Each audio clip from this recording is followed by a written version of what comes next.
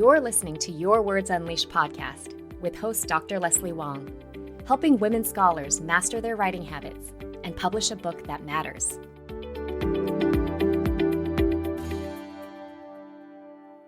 Today, I'm happy to welcome Dr. Brandy Simula onto Your Words Unleashed podcast. Here's a bit about her.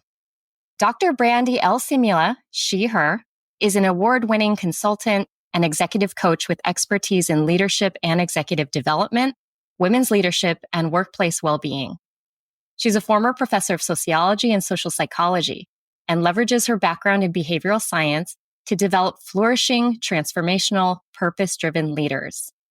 Her thought leadership and research has been published in Harvard Business Review, Forbes, Newsweek, Inside Higher Ed, Women in Higher Education, and numerous academic journals and edited volumes. Dr. Simula was named a 2024 Emerging Culture Creator in recognition of her contributions to workplace well-being, and a 2020 to 2022 University System of Georgia Leadership Fellow for her work developing academic leaders. So Brandy and I know each other from our shared network of academic coaches, as well as through LinkedIn. And she recently co-authored an excellent 3-part series of op-eds for Inside Higher Ed on navigating grief in higher ed career transformations with grief coach Dr. Chinasa Elowe, who you might remember appeared on episode 66 of this podcast. I highly recommend you all go and read those, and I will link to them on the show page. But since it's still relatively early in the semester, for those of you in the Northern Hemisphere, I wanted to have Brandy on today to talk about things like avoiding burnout, setting boundaries, and connecting with purpose when you are an overworked academic. So let's get into it. Welcome, Brandy. Hi, Leslie. Thanks for having me. Thanks so much for being here. So I always like asking people to tell listeners a bit about your journey through academia and some of your research. Yeah. So I was the first in my family to go to college, did a quadruple major in undergrad, was just super excited to be in a place where I got to be curious all the time and learn about how the world works. That took me on to my PhD. And like many of us, when I was doing my PhD, never envisioned doing anything other than having sort of a traditional faculty career. Research and teaching were how I originally intended to spend my life and how I started out. So I started out as a faculty member in sociology and social psychology. My research, when I was still research active, looked at how culture and structure shape our identities and experiences.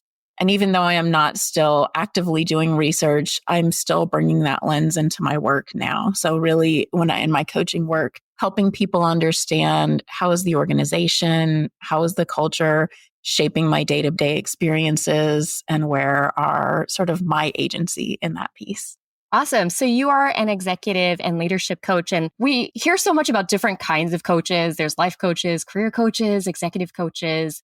First of all, what drew you to executive coaching, and what are like the major issues that you help people deal with? Yeah. So I've been coaching for 20 years, actually started coaching in undergrad in work study. Wow. So coaching has been as important to my life as social psychology and sociology are. I think there's a lot of investment in distinguishing different kinds of coaching practices, and I am not a super fan of that. As a quadruple major and interdisciplinarian by design, I really like working across different areas. I would say the first half of my coaching career focused primarily on career coaching, helping people get clear on what they wanted to do in their careers and how to get there. Now I really focus on working with leaders and executives on all of the different challenges they're facing, whether that is wanting to develop as leaders, figuring out what's next in their career, preventing and recovering from burnout, et cetera. So as an executive coach, I focus primarily on coaching executives and leaders, but the specific areas and challenges we focus on are extremely broad ranging. I would say I tend to work with folks who are in transitions of a variety of different kinds. So recognizing they're stuck and don't want to be, recognizing they're burned out and need to move forward, recognizing they want to make a shift in their careers or lives. So some moment of transition is where folks tend to connect with me around coaching. Yeah, I think the transition piece is often where people reach out to folks outside of themselves, right? Mhm. And speaking of transitions, you and I connected a lot on LinkedIn around the topic of leaving academia. There's a really thriving community of folks that are openly sharing their experiences and sharing information and resources, which I highly encourage people to go take a look at if they're starting to consider this kind of transition for themselves. So, why did you decide to leave academia? And feel free to share whatever you're comfortable with. Yeah, as I mentioned, up until a few years ago, even never envisioned anything other than retiring happily from a career in academia. And I think a number of folks that I have worked with, both when I was still in higher ed and now after, experienced really profound burnout that led me to really rethink what I wanted to do with my life. We can talk more about that. One of the things that was challenging for me, so as I was burning out, I was leading burnout recovery support groups. I was writing about burnout. I was collaborating with an expert on academic burnout Mm. and did not recognize it in myself because I was not working the longest hours I had ever worked. And I felt like, even though I know workload is only one part of burnout, I just kept thinking I can't be burned out because I'm not working 100 hours a week. But Mm. I was experiencing many of the other factors that are common causes of burnout. I had almost no control of my schedule, of where I worked, of my life. I was experiencing what's called feelings of inefficacy. I really felt like what I am doing is not helping. So I was trying to support faculty who were really struggling. This was in the early stages of the pandemic when there were just enormous challenges, especially for women faculty, especially for faculty who were parents. And I really felt like I can't make a difference. So I was working a ridiculous amount of time. I felt like my work was not really valued and that what I was doing just didn't matter. And those are classic sort of symptoms of burnout. And it really led me to rethink, where do I want to invest my time and work? And where can I find a culture and a system that let me be a whole human? Mm-hmm. And for me, that ended up being outside of higher ed. Mm-hmm. And what steps did you take to actually leave the academy? Oh, so when I decided to leave, it was relatively abrupt. So it was the weekend of Memorial Day, and I had 3 days off. And I got up and I thought, I'm just going to walk down to the pool and sit in the sunshine. And I was too exhausted to get a water bottle and a towel and put them in a bag and walked. I was just like too exhausted to do anything. And it was one of those kind of light switch moments for me where I just was like, okay, like this can't continue. I have to leave. And I had already been connecting with folks who were leaving, not because I was planning to leave, but because I was curious about what my friends who had gone on to do other things had done. And so I knew some of the first steps I should take. And I will say, I think the most important thing that I did, and I was very intentional about this, was I started immediately taking things off my plate to make time to job search. So I was like, like many folks involved in pretty time and labor intensive volunteer roles with a number of professional associations. Even though I had been in a full-time administrative role for a number of years, still had a very active research agenda. I was serving as an editor of a journal, so doing lots of things.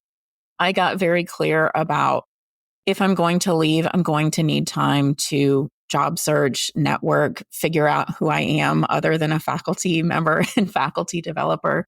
And I started taking things off my plate. And then I spent a lot of time doing informational interviews that helped me get clear on which of my skill sets and expertise did I really want to lean into outside of the academy. So I could have done things like DEI roles, instructional design, learning and development. But I was really passionate about developing leaders because leaders have such a ripple effect. So if we can develop leaders who treat people as whole humans, who are inclusive, who help people connect with purpose, that has such a ripple effect. And where I was in my own burnout, I really wanted to be doing work that I felt like would have a big impact. So I was really looking for, what can I do next where I get away from the sense of no matter how hard I work, I can't help people. I can't make a dent in the challenge. So leadership development was really where I focused. I was lucky to go to a Fortune 50 tech organization that brought me in. I was candid about being burned out in the interview process and with my manager. And I landed at a place that really let me both recover and supported me in developing and growing in my leadership work in a way that I had not experienced in higher ed in a while. Wow, that's amazing. And that's super helpful too for folks that are just starting to dip their toe into the waters of potentially leaving. So, on the topic of burnout, what specific reasons do you see for academics burning out in this moment? So I'll start by saying the research shows that there are 6 drivers of burnout, and I'll name those and then I'll talk specifically about what I see among faculty, including folks that I'm currently working with. High workload, and that's the one that I think is the most commonly recognized. So we're just simply working too much. There's too much work. A sense that we have a lack of control over what we do and how we do it.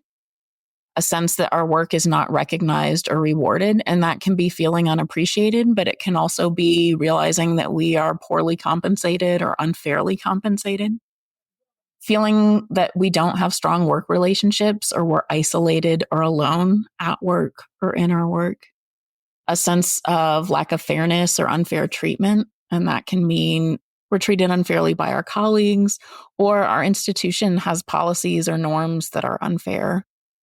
And then finally, a values or skills mismatch, so that we feel that our skills we don't get to use on a day-to-day basis, and or our own personal values are in conflict with the values of our institution. So those are the 6 main drivers of burnout that are documented in the research. And I would say, I think all of those matter for faculty, but I think there are a couple that are particularly driving burnout among faculty as well as staff and academic leaders in this moment. Workload, for sure. Workloads are extremely high, have been increasing.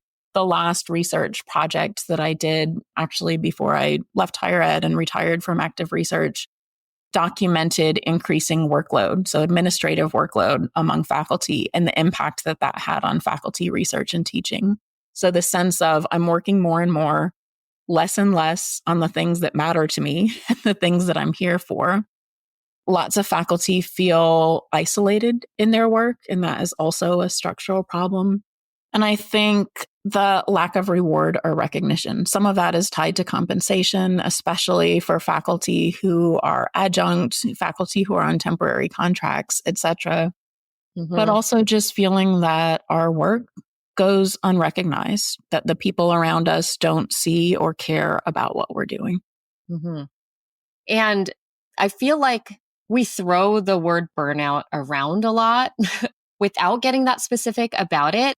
So how does someone know that they're actually burnt out versus more like overwhelmed by just the craziness of the semester? Are there certain things they should be on the lookout for? How do they know? Yeah, that's a great question. Burnout, overwhelm, stress are all very distinct things. So burnout is distinct from overwhelm. Burnout is a persistent feeling across weeks or even months that does not let up. When we feel overwhelmed, but we aren't burned out, we may feel like, oh, there's more work than I can possibly do, or feel really stressed, but we still enjoy and want to do our work. So it's like, oh, I really want to do this, but there's too much to do. And we still really feel like our work matters. Like we feel a lot of pressure to get it done because we feel like it really matters. When we're burned out, we may also feel like we have way more to do than we can possibly do. But we often start to feel like, I actually don't even want to do this, or I don't enjoy the work, or what is the point of doing the work? Or even if I could get it all done, it wouldn't matter. So that is one of the primary distinctions. And I would say as well, feelings of overwhelm and stress typically come in waves. And even if we experience moments of overwhelm on a weekly basis, or even at multiple brief points throughout the day, those waves often also sort of ebb, so that even if we feel that we have so much to do and there's kind of this crushing stress and worry, so that there are points in the day or the week that we feel like yeah, I've got a lot to do, but it's possible that I can get it done. Or yeah, I've got a lot to do, but I'm really excited about my research, or I'm really enjoying my students this semester. When we're burned out, the enjoyment goes away and the feeling that it matters goes away. And there's just a huge amount of work that we don't want to do and don't care about. I think that's a really great distinction to make. And, I work with a lot of folks who are very burnt out, but there's no way out of the semester. There's Yeah. no way out of, some of them are on the job market or they're postdocs and they've been burnt out for a while and they have a sense that, why am I doing all of this work? I personally don't feel like it matters. And yet, if they want to keep going in this career, they have to keep doing the stuff. So how do people move forward in academia if they feel really burnt out? Yeah, I think that is a really important question and one that lots of folks are wrestling with. I think the most important thing is starting by recognizing that we are burned out. So if that is true for you, recognizing that I'm not just stressed, I'm not just overwhelmed, I'm burned out, because how we respond matters if we're feeling stressed or if we're burned out. So I think that piece is really important, really understanding the factors of burnout and if you're burned out. Mm-hmm. I think the other piece that's really important is recognizing which of those 6 drivers or factors of burnout are driving your burnout and being really intentional about addressing those factors. And again, I think we often have this sense that workload is the primary or only driver of burnout. It's not. Other factors matter too. So it might be the case that we're doing a lot of work, but we don't feel overworked. We feel like our work doesn't matter or we don't enjoy our work anymore. And really figuring out, do I need to connect or reconnect with my sense of purpose? Do I need to build relationships that help me feel like I'm part of a broader community? Trying to figure out which of the pieces are most important for us and then actually making the changes. And I think it's really important to know burnout does not go away on its own. When I was sort of at the peak of experiencing burnout, my healthcare providers were really pushing me to take medical leave and described my burnout as essentially my brain having a repetitive stress injury. And the more I tried to power through it, the worse I was making the injury. So really thinking about when you're burned out, you have overtaxed your brain beyond its capacity, and just trying to push through not only is not going to work, but it's actually going to make the injury more severe. Mm-hmm. So are there any tangible things people can do during the semester once they know they are burnt out, but they still have to get through another couple months? So I think a couple of really concrete things that can help. Making time each day to connect with, why am I doing this and what matters? And that could be even just 3 minutes at the beginning or the end of the day. I'm helping this student. My research will help X community. We often lose sight of the purpose of our work in the day-to-day weeds and the grind. So that's one piece. I would also say really taking a hard look at workload, not just how much you're working, but what you're working on, and be really clear about your priorities. If you are working to finish a book or get out a manuscript, how can you create time for the things that matter most to you and deprioritizing the things that take you away from the work that is most important to you or that you most need to get done? And really, I think getting clear on what are my priorities, what is important to me. And I want to name, right? We can't just stop doing things that are required of us to keep our jobs. So it's not just get clear on what I want to do and forget everything else. But we can be intentional about where we put our time and energy first and most importantly.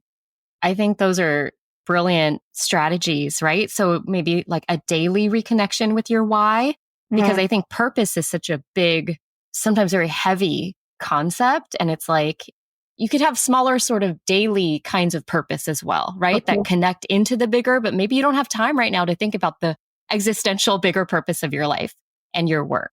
Right? So connecting to those smaller things. Also, I think what I've found with a lot of my coaching clients, and particularly those who identify as female, is that priorities often get set according to other people's priorities, Mm-hmm. right? So oftentimes there's a triage kind of thing happening where people are like, I've got a deadline. Someone's waiting for me. I don't want to disappoint them. Therefore, I'm going to do that first. As opposed to, I have certain things that are going to take a lot of time and energy, like my own work, my own writing. But that means I have to maybe have a hard conversation with somebody else about taking something off my plate. Yeah. Or giving myself an extra month to do something, because reviewing a book for a journal is not as important as writing my own book right now. Yeah. So how do you kind of advise people on being okay with putting their priorities first? That is a challenge that a lot of my coaching clients are working on. So I feel like I would not be a former academic and lifelong learned if I was not about to drop some references. But Linda Babcock and colleagues have a book called The No Club that is written specifically for women leaders and written primarily out of experience as academic faculty and academic leaders, that talks about how to get clear on your priorities and then how to communicate your boundaries around those priorities in ways that preserve relationships. And I think that is one of the big challenges. We can feel like saying, I need to prioritize writing my book means I don't care about you, or I'm potentially risking the relationship. So having practices, I think the first most important thing is the pause before we just default to yes. So many of us want to help, care about our colleagues, care about our discipline, and default to saying, yes, I can make time for that, without actually really looking at where is that time going to come from. So I think that is one piece. And second, we can be really intentional about the pieces we can say yes to. So maybe I can't take on editing a new journal, but I could serve as a guest reviewer. So what is the piece that I can say yes to? It may be a smaller piece, it may be on a different timeline, but being more intentional about those decisions. And in fact, my own coach is amazing about helping me do this. Anytime I say yes to anything, what am I saying no to? So what am I turning down? And sometimes that looks like I don't yet know what else I might do with that time, but I know that what I'm being asked to do is not the highest, best possible use of my time. So I'm going to say no to hold open space to do something that will be higher impact and higher priority for me later. I would say two other things. One, it takes practice.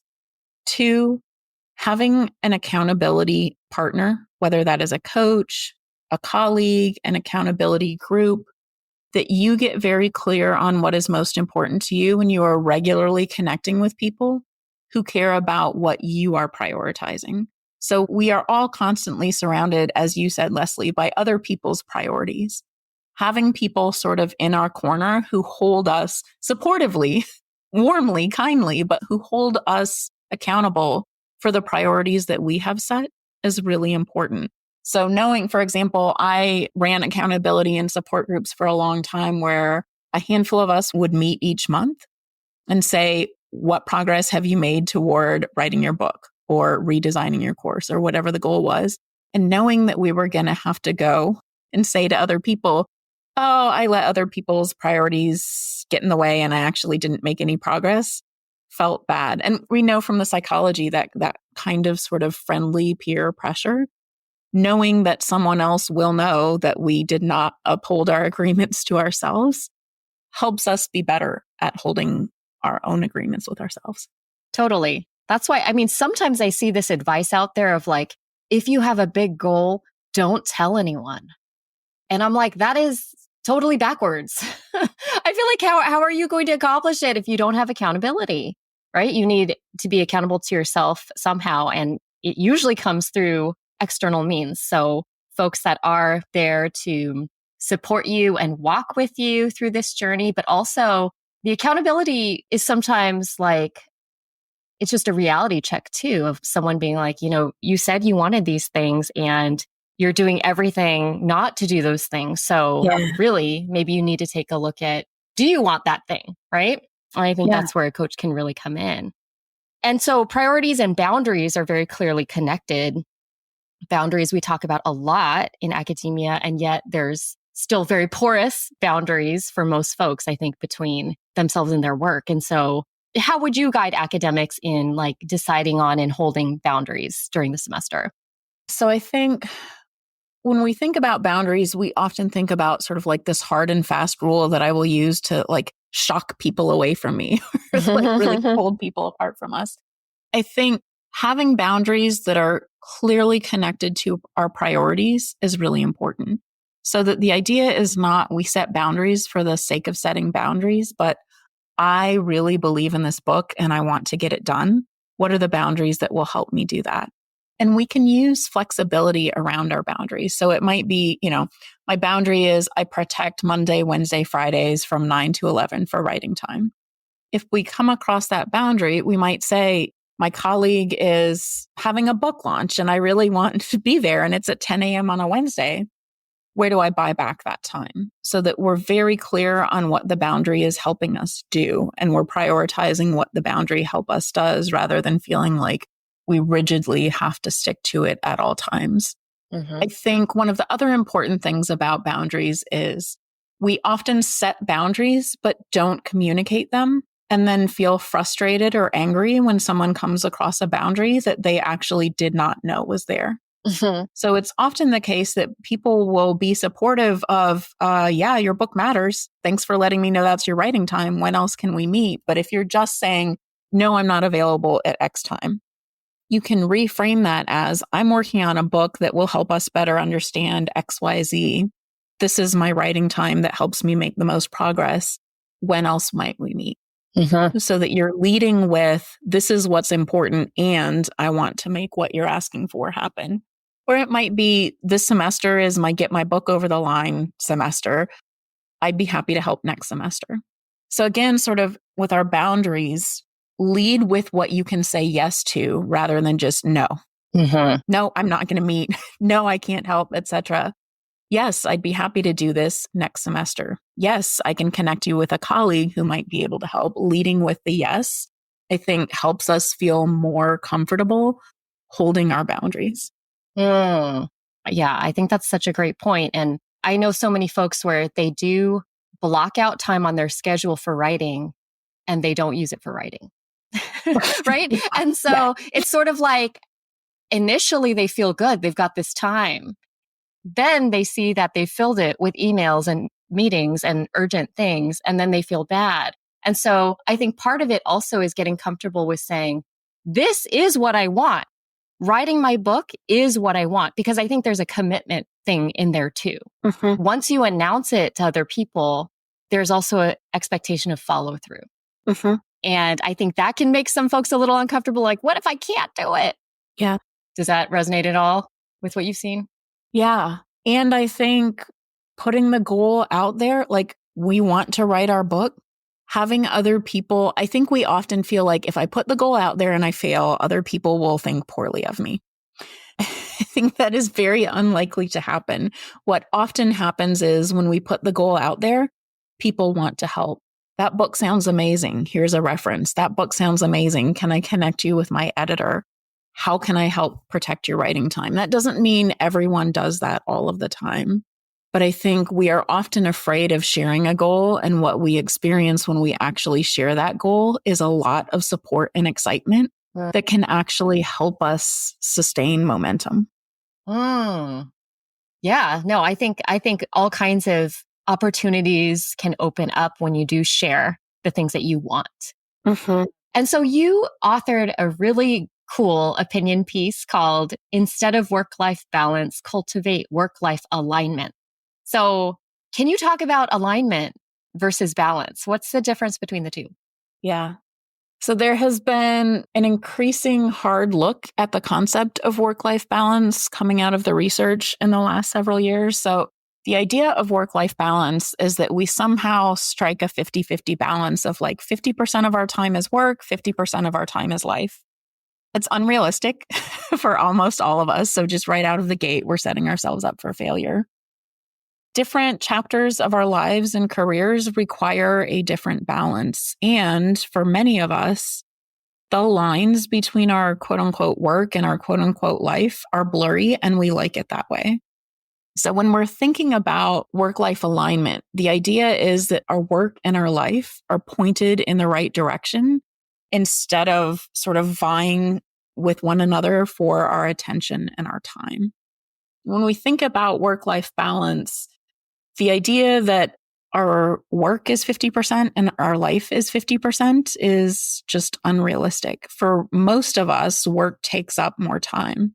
And I think the question is, if work is taking up more of our time, is that time spent in ways that feel meaningful, rewarding, interesting, etc.? And if the answer is yes, even when work is taking up more of our time, if it's aligned with how we want to be spending our life and our time, then we experience high well-being, high life satisfaction, etc. So the goal really is, do the ways that my work and my life are working lead to overall flourishing in my life, rather than do I have an exact 50-50 balance between time I'm spending on work and time I'm spending on quote unquote life. And I would say, for example, many academics, faculty, etc., are doing work like mentoring. And is mentoring our quote unquote work, or is it our quote unquote life? Those lines can be blurry. And I think the better, more useful question is, does this support how I want to be investing my life, energy, and time, whether it falls into the work bucket or the life bucket? Yeah, I love taking away that binary quality of work-life balance. And then also, it's so connected to priorities as well, right? So how do you advise people to figure out what is aligned for them? Yeah. That's the big question, right? I think that is actually the big question for all of us. And often the reason why it's hard to hold boundaries or set priorities, et cetera, because especially I think as academics, we often have never really wrestled with the question, what do I want? We have often followed the go get a PhD, get on the tenure track, et cetera, build excellent courses, and sitting down with, how do I want to spend my life, is big, hard work. And it's not something we can do in 15 minutes. Two resources that I have found enormously useful in making those choices for my own life and in working with the clients that I've had the privilege to coach. Bill Burnett and Dave Evans run Stanford's Design Your Life Lab, and they have a number of books and workbooks that really take you through in a very practical way. So not just sort of this existential crisis, what am I doing with my life, but how do I want to spend my time in life, and really practical, concrete reflection exercises. I also read 2, maybe 3 years ago now, life-changing is such an overused cliche term that I hesitate to use it, but I will. Oliver Burkeman's 4,000 Weeks, which essentially says, if you only have 4,000 weeks, how do you want to spend them? And really takes the reader through a process of thinking deeply about that question and sharing strategies that help you actually spend your life the way that you've decided that you want to. As you named, Leslie, we so often say, this is what's important to me, and then do everything but that. Right. I love those 2 books. Well, The Design Your Work Life and 4,000 Weeks. I think I've mentioned both of them before on this podcast, but super useful recommendations. Thank you, Brandy, so much for your time and wisdom. How can listeners connect with you? I am very active on LinkedIn. As Leslie mentioned, on LinkedIn, there is also a vibrant community of postdoc folks who are sharing our very diverse career journeys, really thinking about how do we create a community with and for each other so that we are keeping our vibrant life of the mind across our diverse career paths. So I'm on LinkedIn. Also, you can connect with me on my website, brandysimula.com. All of my research and writing, both academic and now thought leadership, is there.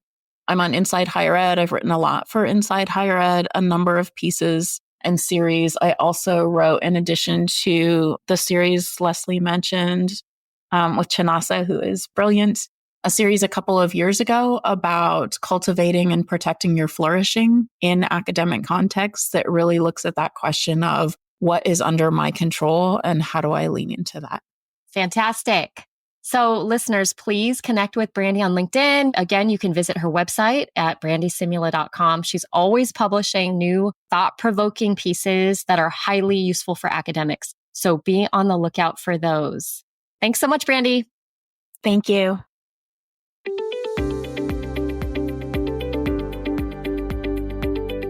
Thanks for tuning in to Your Words Unleashed podcast. If you enjoyed this episode, please share it with other writers or leave a rating and review. To find the full transcript and catch all the latest from me, check out my website, yourwordsunleashed.com. I'll talk to you next time. Happy writing!